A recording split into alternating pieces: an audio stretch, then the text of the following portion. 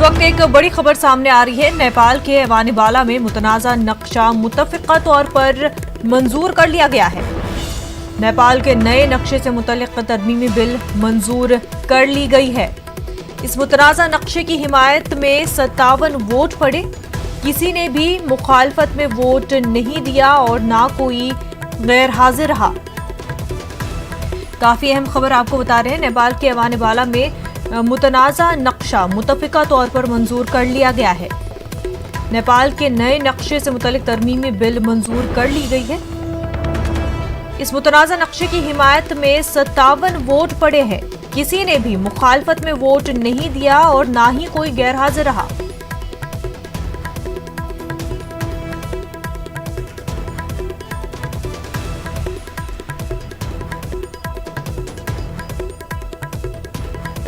नाज़रीन, आपको एक अहम खबर इस वक्त बता रहे हैं। नेपाल के ऐवान बाला में मुतफ़िक़ा तौर पर मैप को अप्रूव कर लिया गया है। नेपाल के नए नक्शे से मुतल्लिक़ तरमीमी बिल मंजूर कर ली गई है। आपको बता दें, इस मुतनाज़ा नक्शे की हिमायत में 57 वोट पड़े हैं। किसी ने भी मुखालफत में वोट नहीं दिया और ना ही कोई गैर हाजिर रहा है।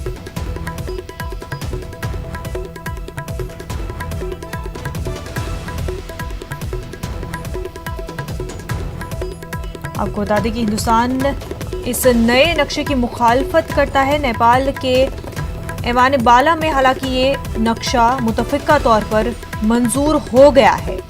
नए नक्शे से मुतल्लिक़ तरमीमी बिल मंजूर कर ली गई है। नेपाल के ऐवान बाला में इस मुतनाज़ा नक्शे की हिमायत में 57 वोट पड़े। किसी ने भी मुखालफत नहीं की और ना ही कोई गैर हाजिर रहा।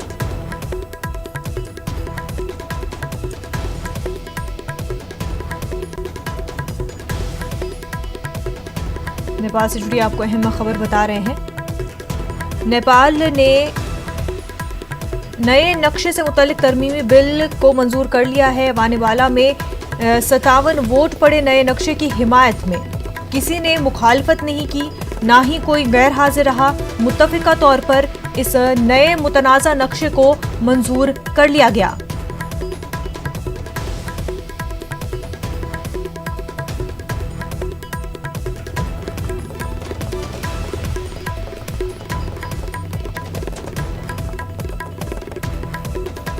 नाज़रीन, आपको बता दें कि इस नए नक्शे को लेकर के हिंदुस्तान इसकी काफ़ी मुखालफत कर रहा है। डिस्प्यूटेड एरियाज़ को लेकर ये मुखालफत हो रही है। 3 डिस्प्यूटेड एरियाज़ को लेकर हिंदुस्तान इस नए नक्शे की मुखालफत कर रहा है।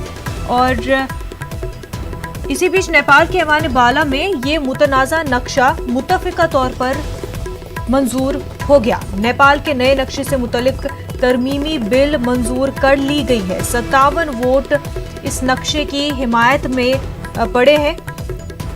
मुखालफत में कोई वोट नहीं दिया गया और ना ही कोई गैर हाजिर रहा।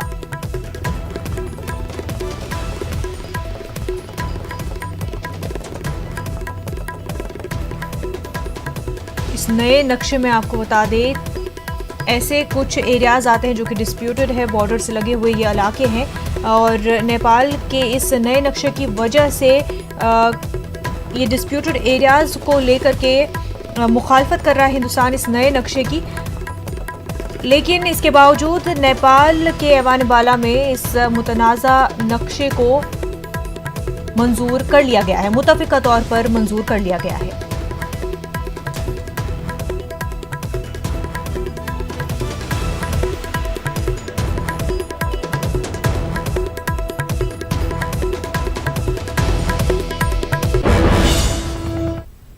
आगे बढ़ते हैं। झड़प के बाद सरहद पर हिंदुस्तानी फौज अलर्ट पर है। इस बीच कशीदगी को कम करने की कोशिशें भी जारी है। इन सारी सरगर्मियों के बीच सख्त कलामी और इल्ज़ाम जवाबी इल्ज़ाम का सिलसिला भी जारी है। हिंदुस्तान ने ताज़ा कशीदगी के लिए चीन को कटहरे में खड़ा किया है। चीन की जानिब से भी रह रहकर बयानबाजी की जा रही है। इसी सिलसिले को आगे बढ़ाते हुए चीनी वज़ारत ख़ारजा ने कहा कि हिंदुस्तान मौजूदा हालात पर गलत अंदाजे न लगाए। चीन अपने इक़्तिदार आला का मजबूती के साथ तहफ़्फ़ुज़ करेगा। चीनी वजारत खारजा का इल्जाम है कि हिंदुस्तानी फौज ने LAC को अबूर किया था।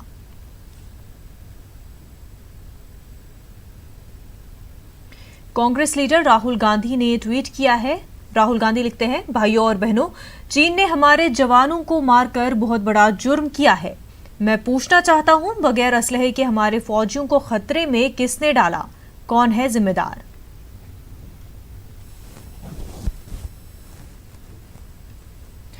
बीजेपी तर्जुमान संबित पात्रा ने राहुल गांधी पर निशाना साधा और कहा कि राहुल गांधी गैर जिम्मेदाराना बयान दे रहे हैं। गांधी जी, आप न केवल अपरिपक्व तरीके से व्यवहार कर रहे हैं, आप गैर जिम्मेदाराना तरीके से भी व्यवहार कर रहे हैं।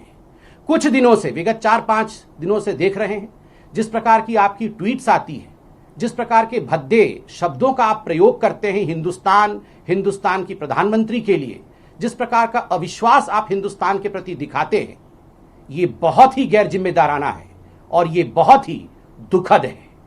राहुल जी, कल आपने एक ट्वीट किया था जिसमें आपने बाइट भी दिया था और कहा था कि प्रधानमंत्री छुपे हुए हैं और आप डरिए मत।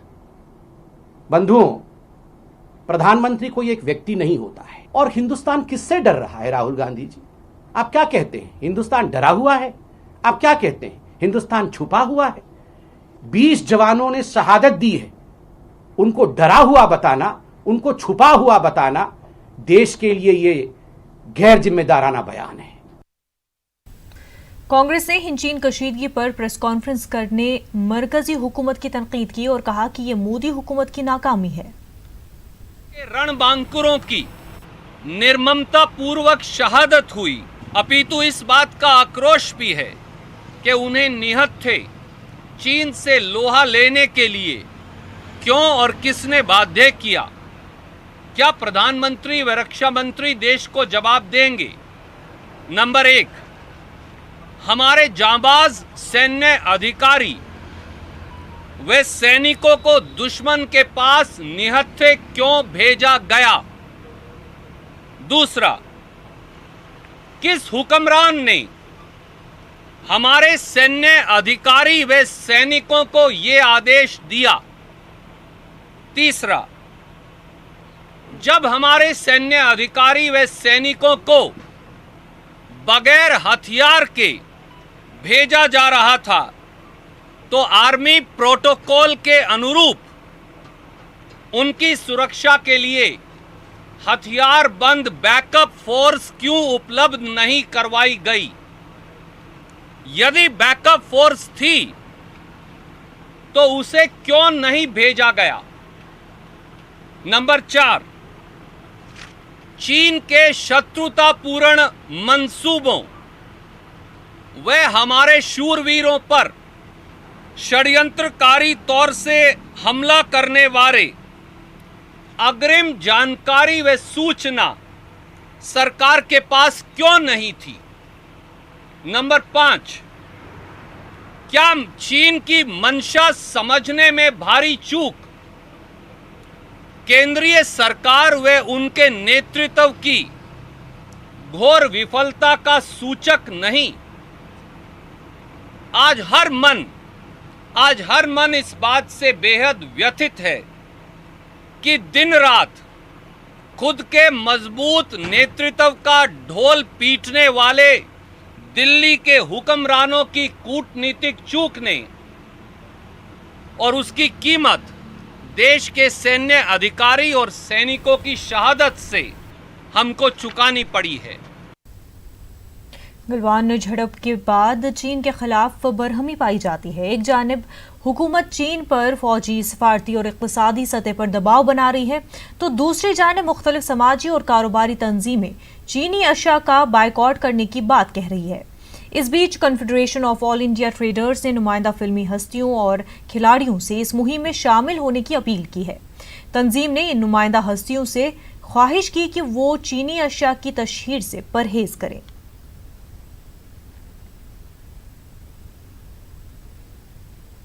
बिहार के पटना में हिंचीन कशीदगी में जवानों की शहादत के खिलाफ लोगों ने गदा जुलूस निकाला और चीनी सदर शी जिनपिंग के फोटो को गधे के गले में डालकर अपने गुस्से का इजहार किया।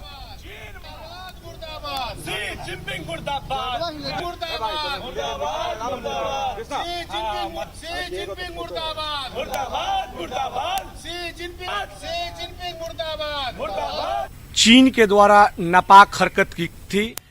चीन के खिलाफ आज हम लोगों ने गदहा जुलूस निकालकर आक्रोश जताया है। देश के प्रधानमंत्री जी से मेरा यह मांग है, 24 घंटे के अंदर चीन के ऊपर सर्जिकल स्ट्राइक कर चीन को मुंह तोड़ जवाब देने की जरूरत है, तभी हम लोग शांति बैठेंगे। नाज़रीन, इस वक्त एक बड़ी खबर सामने आ रही है। दिल्ली एनसीआर में कोरोना की सूरत हाल पर मीटिंग खत्म हो चुकी है। अरविंद केजरीवाल ने मीडिया से दूरी अख्तियार की, मीडिया से बात किए बगैर ही रवाना हुए। एक हफ्ते में आपको बता दें, वज़ीर दाखिला अमित शाह के साथ ये तीसरी मीटिंग है। नोएडा और गाजियाबाद के डीएम ने भी मीटिंग में शिरकत की थी। काफ़ी अहम खबर आपको बता रहे हैं। दिल्ली एनसीआर में कोरोना की सूरत हाल पर मीटिंग अब खत्म हो चुकी है। अरविंद केजरीवाल ने मीडिया से दूरी बनाई, मीडिया से बात किए बगैर ही वो रवाना हो गए। एक हफ्ते में वज़ीर दाखिला अमित शाह के साथ उनकी ये तीसरी मीटिंग है। साथ ही नोएडा और गाजियाबाद के डीएम ने भी इस मीटिंग में शिरकत की।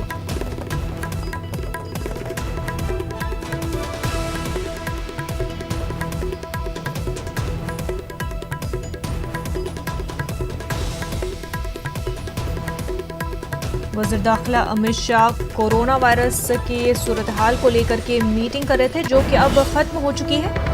अरविंद केजरीवाल भी इस मीटिंग में शामिल थे। उन्होंने मीडिया से दूरी इख्तियार करते हुए बगैर बात किए मीडिया से वहां से रवाना हो गए। एक हफ्ते में वज़ीर दाखिला के साथ उनकी तीसरी मीटिंग है। ब्रेक के बाद आपका खैर मकदम है। मुल्क में कोरोना के मामलों में तेजी से इजाफा हो रहा है। पिछले 24 घंटों में 12,881 नए मामलों की तस्दीक हुई है। ये एक दिन में अब तक की बड़ी तादाद है। इन नए मामलों की रोशनी में आने के बाद मुल्क में कोरोना मुतासरीन की मजमूई तादाद 3,66,946 हो गई है। पिछले 24 घंटों में कोरोना से 334 अफराद जाँ बहक हुए हैं। इस तरह कोरोना से अब तक 12,237 अफराद की मौत हो चुकी है। मुल्क में अब तक 1,96,000 अफराद सेहतयाबी हो चुके हैं। मरकजी वजीर से डॉक्टर हर्षवर्धन ने आज मोबाइल डायग्नोस्टिक यूनिट को लॉन्च किया और कहा कि ये नए सिस्टम कोरोना की रोकथाम में काफी मददगार साबित होगा। इसके अंदर सबसे पहले आपको वहाँ पे सैंपल, 2 टाइप के सैंपल्स कलेक्ट होंगे। एक आपका swab sample for PCR and blood sample for doing other biochemistry test and ELISA test. So both the samples have to be collected. So the blood samples will be processed in that area and swab samples will be processed in this area. So we have separated 2 parts. और कितना time लगता है? Time इसके अंदर जैसे आपको antibody testing करनी है सीरो सर्वे के लिए, so it can give results within 50 minutes for antibody COVID, and you can process almost 240 samples at one go. Covid जैसी महत्वपूर्ण बीमारियों का RT-PCR टेस्ट, एंटीबॉडीज़ के डिटेक्शन के लिए एलाइजा टेस्ट और पोस्ट कोविड पीरियड में दूसरी भी जो समय समय पर ऐसी बीमारियां देश में आती हैं जिनका आउटब्रेक कहीं पर भी देश में होता है और उनके लिए दूर दराज के इलाकों में टेस्टिंग की सुविधाओं का अभाव होता है, तो ये state of the art mobile laboratory विकसित की है जो देश में रूरल एरियाज़ में जहाँ स्थापित लेबॉर्ट्रीज़ नहीं हैं वहाँ से सैंपल्स को दूसरी जगह पर ट्रांसपोर्ट करना पड़ता है, समय ज़्यादा लगता है। तो एक प्रकार से ये कॉम्पैक्ट और सब प्रकार की ब्रॉड सुविधाओं से हर तरीके से जिसे कहते हैं सुसज्जित ये लेबॉर्ट्री है और इसको अभी आज हम लोग देश को समर्पित कर रहे हैं। इस प्रोसेस को स्केल अप करेंगे, लोगों को कैसे इसकी उपयोगिता बढ़े इसके ऊपर समय के साथ गहरा विश्लेषण भी किया जाएगा। पूरी जगन्नाथ यात्रा इस साल नहीं होगी। सुप्रीम कोर्ट ने सालाना यात्रा पर रोक लगा दी है। सुप्रीम कोर्ट ने कहा कि कोरोना वबा के दौरान बड़ी इज्तिमात की इजाजत नहीं दी जा सकती। अवाम की सेहत और सलामती को पेश नजर रखते हुए इस साल यात्रा की इजाजत नहीं दी जा सकती। सुप्रीम कोर्ट ने कहा कि भगवान जगन्नाथ हमें माफ कर देंगे। कोरोना वबा के दरमियान मणिपुर में बीजेपी की इत्तेहादी हुकूमत पर खतरे के बादल मंडला रहे हैं। रियासत में बीजेपी के 3 अरकान असेंबली ने पार्टी छोड़कर कांग्रेस का दामन थाम लिया है। इसके अलावा रियासत के नायब वज़ीर आला वाई जॉय कुमार सिंह ने ओहदे से इस्तीफा दे दिया है। उनके साथ 3 दीगर वुज़रा ने भी इस्तीफा दे दिया है और उनके साथ ही तृणमूल कांग्रेस के रुकन असेंबली टी रबेंद्र सिंह और आज़ाद रुकन असेंबली शहाबुद्दीन ने हुकूमत से अपनी हिमायत वापस ले ली है। मणिपुर में अभी एन बीरेन सिंह वज़ीर आला है। बीजेपी छोड़कर कांग्रेस में शामिल होने वाले अरकान असेंबली और ओहदे से इस्तीफा देने वाले वुज़रा ने कांग्रेस को हिमायत की बात कही है। ऐसे में रियासत में कभी भी सदर राज नाफिज किए जाने से मुतल्लिक फैसला हो सकता है। जामिया मिलिया इस्लामिया ने फाइनल ईयर के ऑफलाइन इम्तहानात मनसूख करने का फैसला किया है। यूनिवर्सिटी ने असातिज़ा से कहा कि वो तलबा का जायजा उनके वाइवा की बुनियाद पर ले। यूनिवर्सिटी की स्टैंडिंग एकेडमिक काउंसिल ने 8 जून को जुलाई में ऑफलाइन इम्तहानात मुनक्किद करने से मुतल्लिक एक मीटिंग की थी। स्टैंडिंग एकेडमिक काउंसिल ने पाया कि कोरोना वायरस के इन्फेक्शन के दौरान ऐसे हालात में इम्तहानात का मुनक्किद होना बेहतर नहीं है। यूनिवर्सिटी के पोर्टल पर मार्क्स अपलोड का काम 20 जून तक मुकम्मल कर लिया जाएगा। यूनिवर्सिटी ने कहा कि यूजीसी की गाइडलाइन के मुताबिक E1 सेमेस्टर या ईयर एंड इम्तहानात ऑनलाइन या असाइनमेंट की बुनियाद पर होंगे। भोपाल में मानसून की पहली बारिश ने नगर निगम के तमाम दावों की पोल खोल दी है। बारिश के सबब न सिर्फ नालों के ऊपर से पानी बहने लगा है बल्कि निचली बस्तियों के साथ कोलार इलाके में घरों में भी पानी दाखिल हो गया है। बारिश के कहर के साथ मध्य प्रदेश में कोरोना वायरस का कहर भी जारी है। देर रात से अब तक इंदौर में कोरोना के 57 नए मरीज सामने आ चुके हैं। मध्य प्रदेश में कोरोना मरीजों की मजमूई तादाद बढ़कर 11,320 हो गई है। कोरोना से 466 लोगों की मौत हो चुकी है। वहीं कोरोना बीमारी से 8,294 लोग सेहतयाब भी हो चुके हैं। भोपाल में कोरोना की रोकथाम के लिए 20 और 21 जून को खुसूसी मुहिम चलाई जाएगी, जिसके तहत घनी आबादी और झुग्गी बस्तियों में 500 टीमों के साथ 1 लाख लोगों की हेल्थ का सर्वे किया जाएगा। कर्नाटक में मुबैना वक्फ घोटाले की रिपोर्ट को असेंबली के आइंदा इजलास में पेश करने का वज़ीर आला येदियुरप्पा ने ऐलान किया है। वज़ीर आला के इस ऐलान का बीजेपी अक़लियती मोर्चे ने खैर मकदम किया है। कर्नाटक अक़लियती कमीशन के साबिक़ चेयरमैन और बीजेपी लीडर अनवर मानपाड़े ने साल 2012 में वक्फ जायदादों में मुबैना खुर्द-बुर्द नाजायज़ कब्जों पर उस वक्त की बीजेपी हुकूमत को रिपोर्ट पेश की थी। अब बीजेपी हुकूमत ने इस रिपोर्ट को असेंबली में पेश करने का ऐलान किया है। के सिलसिले में जब 2010 में जब DVG Sadananda Gowda ji chief minister, जब Anwar Manippady as a commission chairman एक रिपोर्ट पेश की थी जिसमें लगभग 2,30,000 करोड़ रुपयों का घपला हुआ था। उस रिपोर्ट में जहाँ जहाँ भी वक्फ बोर्ड जायदाद को नाजायज़ कब्जा किया है और उसको इनक्रोच किया है, उसकी पूरी तफसील डॉक्यूमेंट्स है उस रिपोर्ट में पेश की थी। हमारी गवर्नमेंट उस वक्त पेश नहीं की थी। कल येदियुरप्पा जी ने ये ऐलान किया है कि जो रिपोर्ट अनवर मानपाड़े जी की रिपोर्ट है उसको आने वाले सदन में पेश किया जाएगा। वो मैं सबसे पहले हमारे येदियुरप्पा जी को मुबारकबाद देता हूँ कि उन्होंने रिपोर्ट प्रेजेंट करने का एक ऐलान किया है कि मुसलमान को एक इंसाफ में दिलाया जाए। कि ये बोलते हैं कि मुसलमान बीजेपी मुसलमानों की दुश्मन है, ये गलत चीज़ है, जैसा कि हमारे भाई ने बताया। ढंग से उन्होंने काम किया। जो ज़माने से जो वक्फ बोर्ड की जो ज़मीन है ना, जो कौम की ज़मीन है, बहुत सारे जो हमारे मुसलमान नुमाइंदे बोलते थे वो ज़मीन के ऊपर नाजायज़ कब्ज़ा करके जो कौम की जो ज़मीन है अपनी ज़मीन मानते थे, तो इन तमाम चीज़ों को उन्होंने आगे लाया।